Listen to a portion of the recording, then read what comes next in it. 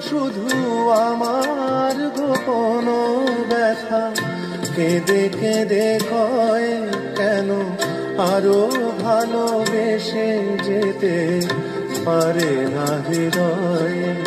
আমি এত যে তোমায় ভালোবেসেছি।